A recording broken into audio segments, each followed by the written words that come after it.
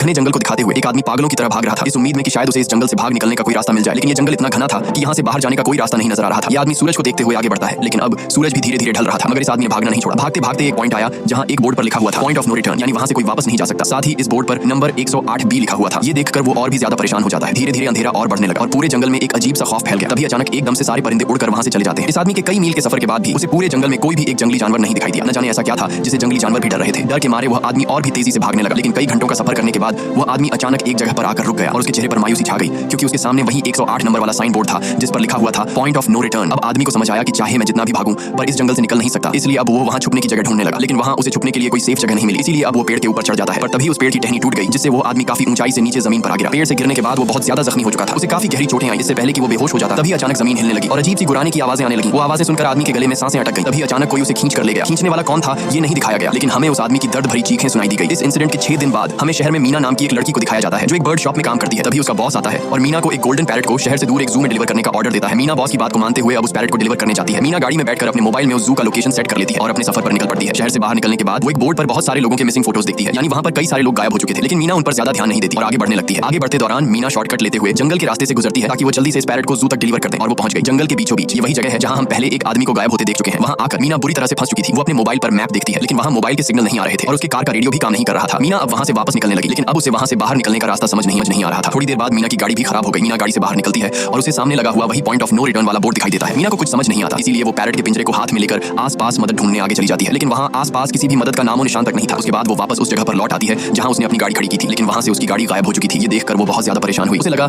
कि शायद वो उस जगह पर नहीं आई है जहां उसकी गाड़ी खड़ी थी, बल्कि ये किसी दूसरी जगह पर आ गई है और उसकी गाड़ी कहीं दूसरी जगह में खड़ी है, क्योंकि इस जंगल का हर एक पॉइंट एक ही जैसा दिखाई दे रहा था। अब अंधेरा भी गहरा होता जा रहा था। एकदम से पहले की तरह ही सभी परिंदे इन पेड़ों से उड़ जाते हैं। मीना को अब डर लगने लगा था, क्योंकि जमीन भी जोर जोर से हिल रही थी। मीना को वहां आसपास किसी के होने का एहसास होता है। तभी अचानक मीना को दूर किसी का साया नजर आया। मीना भागते हुए उसके पीछे आई पर उसे वहां कोई भी नहीं मिला। तभी अचानक मीना को एक बूढ़ी औरत भागते हुए दिखाई दी। मीना भी दौड़कर उसका पीछा करने लगी। वो उससे मदद मांग रही थी, लेकिन वो औरत रुकती नहीं, तेजी से भागती रहती है। एक बार फिर मीना इस बूढ़ी औरत का पीछा करती है। अचानक वो बूढ़ी औरत फिर से गायब हो गई। मीना जब उसे ढूंढते हुए और आगे बढ़ी तो उसे दूर जंगल में एक बड़ा सा कमरा दिखाई दिया। वो बूढ़ी औरत उस कमरे के दरवाजे को खोलकर मीना से कहती है, अगर जिंदा रहना चाहती हो तो जल्दी से अंदर आओ। ये सुनते ही मीना बिना सोचे समझे दौड़ते हुए उस कमरे की तरफ गई। मीना के अंदर आते ही उसने गेट को लॉक कर दिया। मीना देखती है कि ये कोई अजीब सा कमरा है जिसमें एक बहुत बड़ा सा मिरर लगा हुआ था। उस बूढ़ी औरत के साथ यहाँ 2 और लोग भी थे। मीना घबराकर उन लोगों से पूछती है ये कौन सी जगह है। इस पर उस बूढ़ी औरत ने जवाब दिया कि इस जगह को हम दी कोब कहते हैं। मेरा नाम है मैडलन, ये लड़की है कियारा और इस लड़के का नाम है टेनिया। बूढ़ी औरत मीना से कहती है कि अभी बातचीत का वक्त नहीं है, तुम जल्दी से हमारे साथ मिरर के सामने खड़ी हो जाओ, क्योंकि कोई हमें देखने आने वाला है। मीना पूछती है आखिर हमें कौन देखने आ रहा है, तो वो बूढ़ी औरत उसे कोई जवाब नहीं देती। एकदम बाहर से अजीब सी आवाजें आने लगी। मीना डर के मारे पूछती है कि ये आवाज किस चीज की है, तो कियारा मीना को बताती है कि इन्हें हम वॉचर्स कहते हैं। वे शीशे के दूसरी ओर से हमें देख रहे हैं पर हम उन्हें नहीं देख सकते। वे हर रात सूरज ढलने के बाद यहाँ आते हैं और हमें देखते रहते हैं जब तक सुबह का सूरज नहीं निकला था। तभी शीशे की दूसरी तरफ से शोर आने लगा। मीना पूछती है ये शोर कैसा है। उस बूढ़ी औरत ने बताया कि वॉचर्स तुम्हारे आने से खुश हैं, तुम्हें यहाँ देखकर तालियां बजा रहे हैं। मीना बुरी तरह से कंफ्यूज थी। वो जल्द से जल्द यहाँ से निकलना चाहती थी। मैडलन जिन्हें वॉचर्स कह रही थी, न तो अब तक मीना ने उन्हें देखा और न ही किसी और ने देखा था। रात गुजर जाती है। सुबह होने पर ये लोग उस जगह से बाहर निकल आते हैं। मैडलन बताती है कि वे वॉचर्स सिर्फ रात में ही बाहर निकलते हैं, दिन के वक्त हम लोग जंगल में आजाद घूम सकते हैं। मीना रात भर यही सोच रही थी कि कब सुबह होगी और जल्दी से मैं इस जंगल से बाहर निकल जाऊं, इसीलिए वह फौरन जंगल से बाहर निकलने का रास्ता ढूंढने लग जाती है। तब मैडलन बाकी सबको उसे रोकने से मना कर देती है, जैसे कि वह जानती हो कि मीना इस जंगल से बाहर नहीं निकल सकती और वह जरूर वापस आएगी। बस मीना को जाते हुए मैडलन बताती है कि तुम्हारा यह फैसला अच्छा नहीं है, इस जंगल से बाहर निकलने का कोई रास्ता नहीं है। रात होने से पहले हमें इस घर में वापस आना पड़ता है। अगर तुम लेट हो गई तो तुम अपनी जान से हाथ धो बैठोगी। मीना किसी की बात नहीं सुनती और अपने पैरेट को लेते हुए तेजी से आगे बढ़ती है। थोड़ा सा आगे बढ़ने पर उसे वही पॉइंट ऑफ नो रिटर्न वाला साइन दिखाई देता है। उसे देखकर वो घबरा तो गई, लेकिन उसने हिम्मत नहीं हारी और सूरज को देखकर सूरज की डायरेक्शन में आगे बढ़ती रही, पर जंगल से निकलने में कामयाब नहीं हो सकी। आगे चलकर रास्ता ही खत्म हो गया। मीना ने देखा कि वो एक पहाड़ के टॉप पर खड़ी है जहां से आगे दूर दूर तक जंगल के सिवा कुछ भी नहीं था, इसीलिए वो मायूस होकर नीचे बैठ जाती है। तभी अचानक उसके कंधे पर किसी ने हाथ रखा। वो डर गई और जब उसने पीछे मुड़कर देखा तो वो बूढ़ी औरत मैडलन थी। यहाँ मैडलन उसे हौसला देती है और कहती है कि सिर्फ तुम ही नहीं जिसने यहाँ से निकलने की कोशिश की और हार गई, हम भी तुम्हारी तरह ही हार कर यहाँ रुके हैं। यहाँ से बाहर निकलने का कोई रास्ता नहीं, चलो मैं तुम्हें कुछ दिखाती हूँ। मैडलन मीना को जंगल की तरफ लेकर जाती है। मैडलन मीना से कहती है ये जंगल एक शिकारी है और हम सब उसका शिकार, अगर जिंदा रहना चाहती हो तो हमारे साथ ही रहो। मैडलन उसे पॉइंट ऑफ नो रिटर्न वाले काफी सारे साइन बोर्ड दिखाती है जो कि जंगल के चारों तरफ गोल घेरे में लगे थे और उनके बीच में था उनका कमरा। मैडलन बताती है कि ये हमारे घर से आधे दिन के फासले पर लगे हैं, अगर इसे आगे गई तो वापस लौटना मुश्किल हो जाएगा, इसलिए कभी भी यह तुम्हें नजर आए तो तुम इन्हें इग्नोर मत करना। मीना पूछती है ये सब किसने बनाया, तो वो जवाब देती है ये एक प्रोफेसर ने बनाया है, लेकिन अब तक उसे किसी ने देखा नहीं है। अब रात हो जाती है। ये लोग वापस उस घर के अंदर आ जाते हैं। हर रात वॉचर्स उन्हें देखने के लिए आते थे। आज कियारा नामी लड़की उनके सामने डांस करती है और कहती है ये सब उन्हें पसंद है। ऐसा नहीं था कि इन चारों को हर रात वॉचर्स के सामने खड़ा ही रहना पड़ता था। ये लोग जो चाहते वह कर सकते थे, बस ये लोग उनकी तरफ अपनी कमर नहीं कर सकते थे। ऐसा करने पर वो लोग बहुत ज्यादा गुस्सा हो जाते थे। रात में तो उन्हें सिर्फ वॉचर्स का मसला था, लेकिन दिन में भी उन्हें बहुत मुश्किलों का सामना करना पड़ता था। ये लोग जंगल से हर रोज अपना पेट भरने के लिए कुछ न कुछ शिकार करके लाते थे, जिससे उनका गुजारा हो जाता। अगले दिन कियारा और मीना दोनों जंगल में शिकार करने जाती हैं। मीना कियारा से पूछती है कि आखिर ये वॉचर्स चाहते क्या। कियारा बताती है मुझे भी कुछ खास नहीं पता, लेकिन मैडलाइन कहती है कि ये वॉचर्स हमें देखते हैं, हमें ऑब्जर्व करते हैं, लेकिन अगर हमने वॉचर्स को देखा तो हम पागल हो जाएंगे, क्योंकि वॉचर्स बहुत ही खूंखार दिखते हैं। कियारा अब उसे एक गड्ढा दिखाती है और कहती है ऐसे बहुत से गड्ढे इस जंगल में मौजूद हैं। दिन के वक्त सारे के सारे वॉचर्स उन गड्ढों में रहते हैं और रात में वो यहाँ से बाहर निकल आते। दिन के वक्त ये लोग इसलिए बाहर नहीं आ सकते क्योंकि सूरज की रोशनी उनकी स्किन जलाती है। कियारा मीना को बताती है कि वो 5 महीने पहले अपने पति के साथ इस जंगल में आई थी और तब से वो दोनों यहाँ फंसे हुए थे। और आज से 6 दिन पहले मेरा पति जंगल में रास्ता ढूंढने निकला है। मुझे उम्मीद है कि वो जरूर वापस आएगा और हम सबको यहाँ से सेफली ले जाएगा। यहाँ हमें मालूम होता है कि असल में कियारा का हस्बैंड वही आदमी था जिसे हमने मूवी के स्टार्ट में देखा था, जिसे कोई यहाँ से खींच कर ले गया और अब वो मारा जा चुका है। इस तरह से बातें करते हुए ये दोनों कमरे के पास वापस लौट आए। यहाँ मैडलन ने मीना को 3 रूल्स समझाती है जिंदा रहने रहने के लिए। सबसे पहला ये कि वो रात के वक्त घर का दरवाजा नहीं खोलेगी, दूसरा रात में वो आईने की तरफ अपनी कमर नहीं करेगी, और तीसरा ये कि दिन के वक्त वो उन गड्ढों के पास नहीं जाएगी और जितना हो सके रोशनी में रहेगी। जब तक तुम इन रूल्स को फॉलो करोगी तब तक तुम जिंदा रहोगी। लेकिन मीना को मैडलाइन की बातों पर बिल्कुल भी भरोसा नहीं होता। अब उस रात मीना इन वॉचर्स के बारे में जानना चाहती थी, इसीलिए वो शीशे के साथ कान लगाकर आवाजें सुनने की कोशिश करती है। जब उसे कुछ सुनाई नहीं देता तो मीना को मैडलाइन की बताई गई वॉचर्स की बातें फेक लगने लगती हैं, इसलिए वह रूल्स को तोड़ते हुए अपनी कमर को शीशे की तरफ करके सो जाती है। और ऐसा करने पर इन वॉचर्स को गुस्सा चढ़ जाता है। वो लोग जोर जोर से उस शीशे को मारने लग जाते हैं। शोर से मैडलाइन भी उठ जाती है और वह जल्दी से मीना को शीशे की तरफ खड़े रहने को कहती है, और तब जाकर वो वॉचर्स का गुस्सा शांत होता है। यानी जब इंसान वॉचर्स को अपनी पीठ दिखाते हैं तो वह उसे खुद की इंसल्ट मानने लगते हैं। ये रात भी गुजर जाती है और अगले दिन मीना डेनियल के साथ शिकार पर निकलती है। वो डेनियल से पूछती है, क्या आज तक तुमने किसी वॉचर को देखा है? जिस पर डेनियल ने जवाब दिया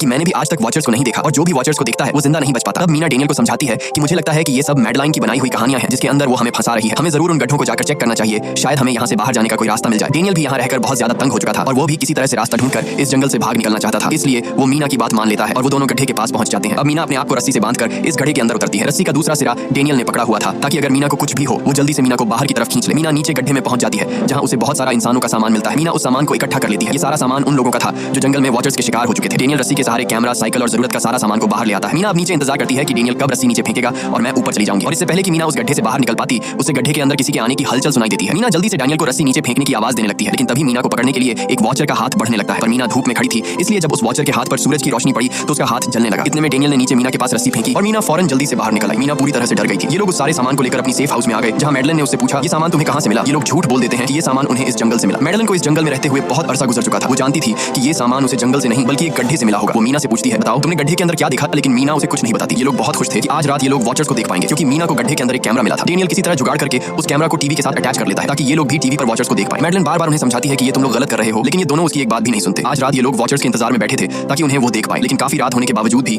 आज कोई वॉचर उन्हें देखने नहीं आया। और अब कुछ देर बाद उनके साथ कुछ अजीब सा होने वाला था। ये लोग बातचीत में मसरूफ थे कि तभी उनका दरवाजा खटखटाया जाता है, यानी दरवाजे पर किसी ने दस्तक दी। उन्होंने जल्दी से टीवी की तरफ देखा तो वहां उन्हें इंसानी टांगे दिखाई दे रही थी। बाहर जो कोई भी था वो कियारा के हस्बैंड की आवाज में बात कर रहा था और वो जल्दी से दरवाजा खोलने को कह रहा था। कियारा को लगा कि जरूर उसका हस्बैंड यहाँ से बाहर निकलने का रास्ता ढूंढ आया है। वो जल्दी से उठकर दरवाजा खोलने के लिए जाती है, लेकिन मैडलन बीच में आकर दरवाजा खोलने नहीं देती। वो कहती है कि मैं जानती हूँ बाहर तुम्हारा हस्बैंड नहीं है, क्योंकि मैडलन जानती थी कि रात के इस अंधेरे में कोई भी इंसान इस कमरे तक नहीं पहुंच सकता। लेकिन कियारा को मैडलन की बातों पर यकीन नहीं होता और वो दरवाजा खोलने की कोशिश करती है, जिसके बाद मैडलन कियारा से कहती है कि वो तुम्हें फंसा रहा है, तुम उसका इम्तिहान ले लो, तुम उसे कोई ऐसी बात पूछो जिसके बारे में सिर्फ तुम या तुम्हारा हस्बैंड जानता हो। कियारा बाहर खड़े हुए इंसान से एक किताब के बारे में सवाल करती है जिसके बारे में उसे पता होना चाहिए था, लेकिन जब बाहर खड़ा हुआ इंसान कोई जवाब नहीं देता तो ये समझ जाते हैं कि ये वॉचर ही है। ये लोग जब दरवाजा नहीं खोलते तो वॉचर उनके बाहर लगाए हुए कैमरा को तोड़ देता है। और यहाँ हमें एक बात पता चलती है कि वॉचर्स इंसान के रूप में भी खुद को बदल सकते हैं। वॉचर्स उनकी इस हरकत पर बहुत ज्यादा गुस्सा हो गए थे। वे बहुत तेजी से शीशे को मारने लगे, जिससे शीशे में एक बड़ा क्रैक भी आ जाता है। लेकिन यहाँ मैडलन समझदारी दिखाते हुए सबको लाइन से शीशे की तरफ खड़ा कर देती है, जिससे वॉचर्स का गुस्सा थोड़ा बहुत ठंडा हो जाता है और वे वहां से चले जाते हैं। अब यहाँ मीना मैडलन को बताती है कि हमने गड्ढे में से ये सारा सामान चुराया था। ये सुनकर मैडलन बहुत ज्यादा गुस्सा हो जाती है कि तुम लोगों ने दूसरा रूल भी तोड़ दिया। अगली सुबह मैडलन उस गड्ढे से लाया हुआ सारा सामान उठाकर वापस उसी गड्ढे में फेंक देती है, जिससे उन वॉचर्स का गुस्सा थोड़ा शांत हो जाता है। मगर अब इन लोगों को जंगल में बहुत ही ज्यादा अजीब चीजें दिखाई देना चालू हो गई थी और उसका सबसे ज्यादा असर डेनियल पर होता है। डेनियल अचानक बात बात पर बहुत ज्यादा गुस्सा करने लग जाता है। दूसरी तरफ कियारा, जिसे पहले उम्मीद थी कि उसका हस्बैंड जिंदा है और वो यहाँ आकर उसे यहाँ से बचा लेगा, लेकिन अब उसे पता चल चुका था कि उसका हस्बैंड अब वापस नहीं आएगा, जिसकी वजह से वह अंदर ही अंदर पूरी तरह से टूट चुकी थी। और वो डिसाइड करती है कि वह वॉचर्स के इन गड्ढों में कूदकर अपनी जान दे देगी, क्योंकि अब उसके पास जीने की कोई वजह नहीं रही। वो ऐसा करने ही वाली होती है कि मीना आकर उसे बचा लेती है। इसी बीच हम देखते हैं कि डेनियल मैडलन की तरफ अजीब तरह से देख रहा होता है और वह गुस्से में आकर मैडलन को पेड़ के साथ बांध लेता है। डेनियल ने कहा कि अब मैं इस बुढ़िया के कोई रूल्स नहीं मानूंगा, अब यहाँ सिर्फ मेरी बात मानी जाएगी। अब रात होने वाली थी, इसलिए डेनियल कमरे की तरफ भागा और कियारा भी उसके पीछे भागी, लेकिन मीना मैडलन के पास आई और उसकी रस्सियां खोलने लगी। दूसरी तरफ डेनियल ने कियारा को लेकर कमरे का दरवाजा अंदर से बंद कर दिया और मीना और मैडलन को बाहर वॉचर्स के लिए छोड़ दिया। मीना और मैडलन डेनियल से दरवाजा खोलने के लिए गिड़गिड़ाते रहे। डेनियल से रिक्वेस्ट करते हैं कि प्लीज दरवाजा खोल दो, लेकिन डेनियल ने दरवाजा नहीं खोला। अब बाहर चारों तरफ अंधेरा छा गया और वॉचर्स के आने का टाइम हो गया, इसलिए अब मजबूरन उन्हें अपनी जान बचाने के लिए एक घने पेड़ के नीचे रहकर छिपना पड़ा। थोड़ी देर बाद उन्हें वॉचर्स की गुरानी की आवाजें आने लगी। इस टाइम मीना और मैडलन के साथ हमें भी उन वॉचर्स की एक झलक दिखाई जाती है। ये लोग लंबे पतले और खतरनाक थे। सब अपने अपने गड्ढों से निकलकर इंसानों को देखने के लिए उस सेफ रूम तक पहुंचते हैं और जब ये लोग देखते हैं कि मीना और मैडलन वहां नहीं है तो वो उनको खाने के लिए जंगल में ढूंढने लग जाते हैं। और जब ये वॉचर्स दूर जाते हैं तो मौके का फायदा उठाते हुए ये दोनों फिर से सेफ रूम तक आ जाते हैं और डेनियल से रो रो कर दरवाजा खोलने को कहते हैं। इस बार डेनियल के दिल में रहम जाग जाता है और वो उनके लिए दरवाजा खोल लेता है। अब अंदर जाने के बाद पहले तो मैडलन डेनियल पर गुस्सा करती है और फिर इन सबको शीशे के सामने खड़ा करके वॉचर्स के बारे में कुछ बातें बताती है। मैडलन ने कहा कि अब तक हम बहुत से रूल्स तोड़ चुके हैं, इसलिए मुझे नहीं लगता कि इस बार वॉचर्स हमें माफ करेंगे। मैं तुम लोगों को वॉचर्स के बारे में कुछ सच्चाई बताना चाहती हूँ। दरअसल मैं जब यहाँ पहली बार आई थी तो मैंने कुछ ऐसा देखा जिससे मेरे होश उड़ गए। मैंने अपना ही एक डुप्लीकेट देखा। असल में वो एक वॉचर था जो मेरा रूप लेने की कोशिश कर रहा था। हालांकि उसकी आंखें और बाल बिल्कुल परफेक्ट नहीं थे। मीना ने पूछा कि आखिर ये वॉचर्स हैं क्या चीज, जिस पर मैडलन ने जवाब दिया कि ये सारे क्रीचर्स फेरीज हैं जो किसी जमाने में इंसानों के साथ मिलकर रहते थे। फेरीज पंखों वाले एक जादुई जीव थे, लेकिन वक्त गुजरने के साथ इंसानों को फेरीज की शक्तियों से डर लगने लगा, इसीलिए इंसानों ने फेरीज को खत्म करने का सोचा। इंसानों की तादाद ज्यादा थी, इसलिए फेरीज इंसानों का मुकाबला नहीं कर पाए। इंसानों ने इन फेरीज को जंगल में एक बहुत बड़े गड्ढे के अंदर कैद कर लिया और उन्हें श्राप से हमेशा हमेशा के लिए इस गड्ढे में बंद कर दिया। उसके बाद फेरीज कई सौ सालों तक उस गड्ढे में कैद रहे, लेकिन फिर वक्त के साथ उन्होंने जमीन के अंदर खुदाई करके निकलने के रास्ते बना लिए। आज वही फेरीज वॉचर्स के रूप में गड्ढों से निकलकर हमारे सामने आते हैं। हालांकि कई सौ सालों तक जमीन के अंदर रहने की वजह से उन्होंने अपने पंख और जादुई शक्तियां खो दी और साथ ही उन्हें सूरज की रोशनी से तकलीफ होने लगी, लेकिन अब भी उनमें रूप बदलने की शक्ति है। इस पर डेनियल ने मैडलन से पूछा कि ये वॉचर्स हमसे क्या चाहते हैं और ये हर रात हमें देखते क्यों हैं, जिस पर मैडलन ने बताया कि ये वॉचर्स एक बार फिर से जंगल से निकलकर इंसानों के बीच रहना चाहते हैं, लेकिन अपने असली रूप में ये इंसानों के बीच नहीं रह सकते। इसीलिए उन्होंने हमें यहाँ रखा हुआ है ताकि हमें देखकर हमारा रूप ले सकें और हमसे आज के द्वार के तौर तरीके सीखकर इंसानों के बीच रह सकें। मैडलिन ये सब बातें बता ही रही थी कि अचानक सभी वॉचर्स वापस लौट आए और जब वॉचर्स को पता चलता है कि मैडलिन और मीना वापस अपने कमरे में आ गए हैं तो वो सब गुस्से से भड़क उठे और दरवाजा तोड़ने की कोशिश करने लगे। इन चारों ने टेबल दरवाजा वॉचर्स तोड़ न सके, लेकिन वॉचर्स की ताकत काफी ज्यादा थी और इन चारों को पता चल चुका था कि जल्द ही वॉचर्स अंदर आ जाएंगे और उन्हें मौत अपनी आंखों के सामने दिखाई दे रही थी। तभी उन्होंने देखा कि टेबल को घसीटकर दरवाजे तक ले जाने की वजह से कारपेट पलट गई है। जब उन्होंने कारपेट हटाया, चारों को पता चल चुका था कि जल्द ही वॉचर्स अंदर आ जाएंगे और उन्हें मौत अपनी आंखों के सामने दिखाई दे रही थी। तभी उन्होंने देखा कि टेबल को घसीटकर दरवाजे तक ले जाने की वजह से कारपेट पलट गई है। जब उन्होंने कारपेट हटाया तो उन्हें नीचे एक बड़ा लोहे का गेट नजर आया। उन्होंने जल्दी से गेट खोला तो उन्हें पता लगा कि नीचे एक बहुत बड़ा बंकर है। ये लोग जल्दी से उस बंकर के अंदर घुस गए और ऊपर से लोहे का गेट बंद कर दिया। ये लोग इस बात को लेकर परेशान थे कि ये बंकर यहाँ पर मौजूद था और इन लोगों को पता भी नहीं चला। इस बंकर के नीचे बहुत फैसिलिटीज थी, हजारों दिन का खाना, एक कंप्यूटर और भी बहुत सारा जरूरत का सामान रखा था। मीना जानना चाहती थी कि आखिर ये जगह किसने बनाई, इसीलिए वो उस कंप्यूटर को ऑन कर लेती है। उस कंप्यूटर में बहुत सारा डेटा सेव था जिसे खोलने पर उन्हें पता चलता है कि ये सारी जगह प्रोफेसर मार्टिन ने बनाई थी। असल में प्रोफेसर को इन क्रीचर्स के बारे में पता था, वो इन वॉचर्स पर रिसर्च करना चाहता था, इसीलिए उसने ये बंकर बनाया था। पैसों का लालच देकर वो दूसरे इंसानों को काम के लिए यहाँ लेकर आता था और रात के वक्त मजदूरों को ऊपर कमरे में छोड़कर खुद यहाँ आकर छुप जाता था और वो वॉचर्स फिर उन इंसानों को खा जाया करते थे। अगली वीडियो में डॉक्टर मार्टिन बताते हैं कि उनकी रिसर्च के दौरान उन्हें एक सबसे अलग फेरी मिली जो रोशनी में भी उन गड्ढों से बाहर आ सकती थी। डॉक्टर बताता है कि उस वॉचर ने एक बच्ची का बिल्कुल परफेक्ट रूप ले लिया था जिसे कोई पहचान नहीं सकता था। वो बहुत अच्छी थी, उसने डॉक्टर मार्टिन को मारा नहीं, डॉक्टर मार्टिन उसे यहाँ ले आया। तभी प्रोफेसर ने कैमरा को दूसरी तरफ मोड़ा। तब उन्होंने देखा कि प्रोफेसर ने उस छोटी सी बच्ची के रूप में आए वो क्रीचर को पिंजरे में कैद कर लिया है। पता नहीं डॉक्टर उसके साथ कौन सा एक्सपेरिमेंट करने वाला था। उस कंप्यूटर में बहुत सी वीडियोस थी और हर वीडियो में कुछ न कुछ बताया हुआ था। मीना बस ये जानना चाहती थी कि आखिर में क्या हुआ, इसीलिए वो सबसे आखिरी वीडियो प्ले करती है जिसमें वह देखती है कि प्रोफेसर खुद को और उस फेरी को मारने वाले हैं। मरने से पहले वह इस जंगल में फंसे हुए लोगों के लिए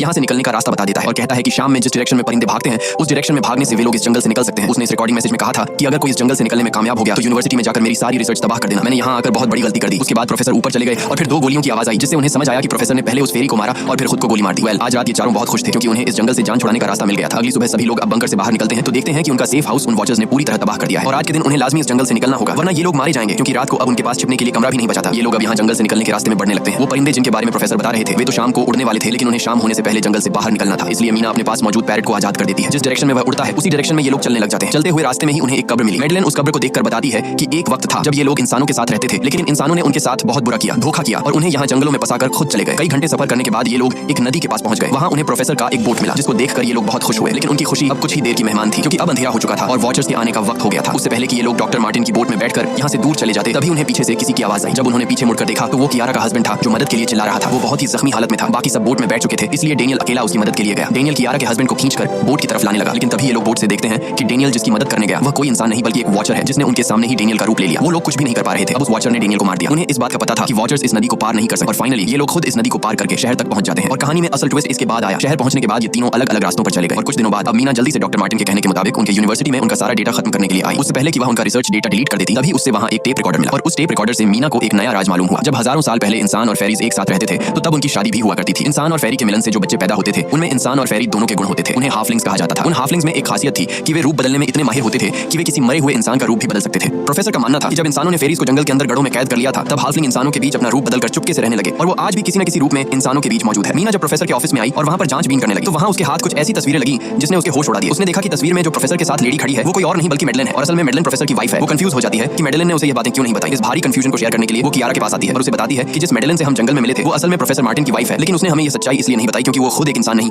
बल्कि एक रूप बदलने वाली फेरी थी। मैंने जब रिसर्च किया तो मुझे पता चला कि काफी साल पहले प्रोफेसर की वाइफ मैडलिन कैंसर की वजह से मर गई थी। ये सुनकर कियारा कहती है कि फिर वो मैडलिन कौन थी जो इतने समय से हमारे साथ थी। इस पर मीना कहती है मुझे सब समझ आ रहा है। दरअसल प्रोफेसर अपनी वाइफ के मरने से बहुत दुखी थे और उसे हर हाल में वापस पाना चाहते थे और जब प्रोफेसर को इन रूप बदलने वाली फेरीज के बारे में पता चला तो प्रोफेसर ने उस रूप बदलने वाली फेरी को पिंजरे में कैद किया जो एक बच्ची का परफेक्ट रूप लेकर उनके पास आई थी। प्रोफेसर ने अपनी वाइफ की फोटो दिखाते हुए उस फेरी को अपनी वाइफ मैडलिन जैसा बना दिया क्योंकि वो फेरी बाकी फेरी से अलग थी। वो दिन में भी बाहर आ सकती थी। मीना ने कहा कि मैंने मैडलिन को यहाँ बुला लिया है, हमें किसी तरह से करके उसे वापस जंगल भेजना होगा। तभी एक कार वहाँ आकर रुकी। जब उस कार से जो इंसान उतरा उसे देखकर मीना के गले में सांस अटक गई। वो कियारा थी, यानी कि अब तक जो मीना के साथ थी वो मैडलिन थी। उसने कियारा का रूप ले रखा था। कियारा जैसे ही घर के अंदर आई तभी मैडलिन ने कियारा के हस्बैंड के रूप में बदलकर उसे बेहोश कर दिया। मीना ने मैडलिन से कहा आखिर तुम चाहती क्या हो, जिस पर मैडलिन गुस्से में आकर कहा मैं फेरीज की सबसे अलग मखलूक हूँ। मेरे सभी साथी बचपन से मुझे चिढ़ाते थे, वो मुझे अपने साथ नहीं रहने देते क्योंकि मैं सबसे अलग थी। मैं उस जंगल में अकेली पड़ चुकी थी और मैं उस जंगल से निकलकर बाहर लोगों के साथ मिलकर रहना चाहती थी। फिर एक दिन प्रोफेसर उस जंगल में आया, उसने मुझे पिंजरे में कैद कर लिया। उसने मुझसे कहा कि अगर मैं उसकी वाइफ का रूप ले लूं तो वह मुझे जंगल से बाहर ले जाएगा। मैंने उसकी बात मान ली। प्रोफेसर ने मुझे मैडलिन की सारी बातें सिखाई और बाद में उस धोखेबाज प्रोफेसर ने मुझे मारने की कोशिश की, लेकिन उससे पहले कि वो मुझे मार पाता मैंने उसे ही मार डाला। तुम इंसान कभी भी भरोसे के लायक नहीं थे और न ही रहोगे। अब तुम भी मेरी सच्चाई जान चुकी हो, इसलिए तुम्हें भी मरना होगा और तुम्हें मारने के बाद मैं तुम्हारे रूप में इंसानों के बीच रहूंगी। यह कहकर मैडलिन ने मीना का रूप ले लिया और उसे मारने लगी। तब मीना ने मैडलिन से कहा कि क्या प्रोफेसर ने तुमसे यह नहीं कहा कि तुम क्यों दिन में निकल सकती हो? असल में तुम हाइब्रिड हो, आधी इंसान और आधी फेरी, इसलिए तुम इंसानों और फेरीज के बीच रह सकती हो। मुझे पता है कि दुनिया में अकेला रहना कैसा होता है, लेकिन तुम अकेली हाफलिंग नहीं हो। तुम्हारे जैसे और भी हाफलिंग्स हैं जो किसी न किसी रूप में इंसानों के बीच रह रहे हैं। इस सच्चाई का पता चलते ही मैडलिन का शरीर अचानक अपने असली रूप में आने लगा। देखते ही देखते उसके पंख निकल आए, जिसके बाद वो मीना को यहीं पर छोड़कर यहाँ से उड़ जाती है। इसके बाद कुछ हफ्तों के बाद का सीन दिखाया जाता है जहाँ मीना अपनी सिस्टर के साथ रहने लगी है। उसने अपनी सिस्टर को बताया कि शायद वो फेरी अभी भी मेरा पीछा कर रही है। तब मीना की सिस्टर उसे कहती है कि तुम डरो मत, ऐसा कुछ नहीं है। और कहानी के एंड में हम एक छोटी बच्ची को देखते हैं जो कि उस वक्त मीना के घर के नीचे खड़ी थी। ये कोई और नहीं बल्कि मैडलिन थी जो अब उनकी दुनिया में उस रूप में रह रही है। और इसी के साथ ये कहानी खत्म हो जाती है। अगर आपको ये वीडियो अच्छी लगी हो तो हमारे चैनल को सब्सक्राइब और वीडियो को लाइक जरूर कीजिएगा।